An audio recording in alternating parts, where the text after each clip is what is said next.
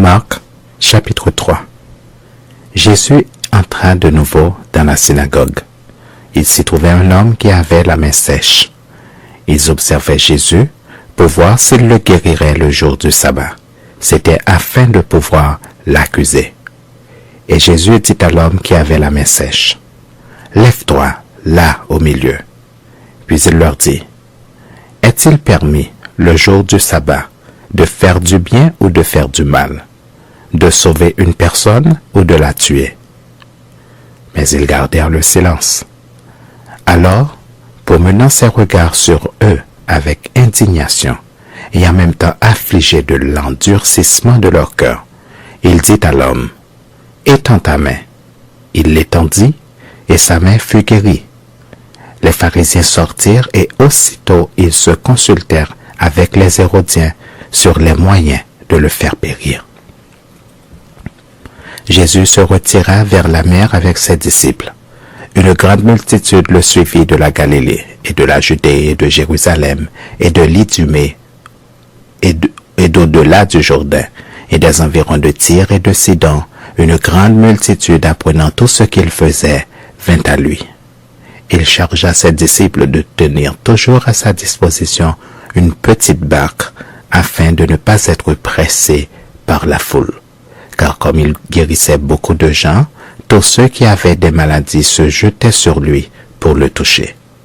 Les esprits impurs, quand ils le voyaient, se prosternaient devant lui et s'écriaient, « Tu es le Fils de Dieu. » Mais il leur recommandait très sévèrement de ne pas le faire connaître.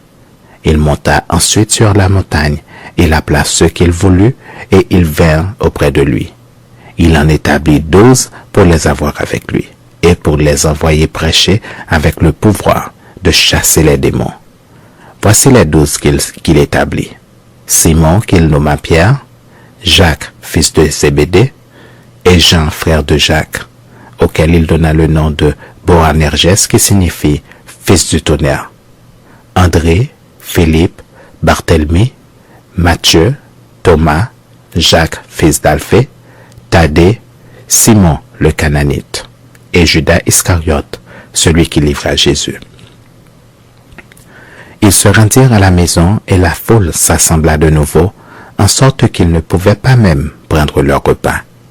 Les parents de Jésus, ayant appris ce qui se passait, vinrent pour se saisir de lui, car ils disaient, « Il est hors de sens. » Et les scribes, qui étaient descendus de Jérusalem, dirent, « Il est possédé de Belzébul. C'est par le prince des démons qu'il chasse les démons. » Jésus les appela et leur dit sous forme de parabole, « Comment Satan peut-il chasser Satan? Si un royaume est divisé contre lui-même, ce royaume ne peut subsister. Et si une maison est divisée contre elle-même, cette maison ne peut subsister.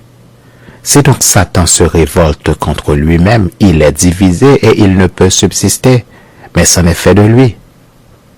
Personne ne peut entrer dans la maison d'un homme fort et piller ses biens sans avoir auparavant lié cet homme fort, alors il pillera sa maison.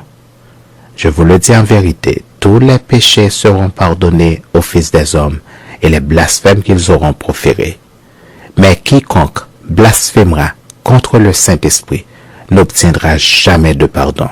Il est coupable d'un péché éternel. » Jésus parla ainsi parce qu'il disait, « Il est possédé d'un esprit impur. » Survinrent sa mère et ses frères qui, se tenant dehors, l'envoyèrent rappeler. La foule était assise autour de lui et on lui dit, « Voici ta mère et tes frères sont dehors et te demandent. » Et il répondit, « Qui est ma mère? Et qui sont mes frères? » Puis jetant les regards sur ceux qui étaient assis tout autour de lui, « Voici, dit-il, ma mère et mes frères, car quiconque fait la volonté de Dieu, celui-là est mon frère, ma sœur et ma mère. »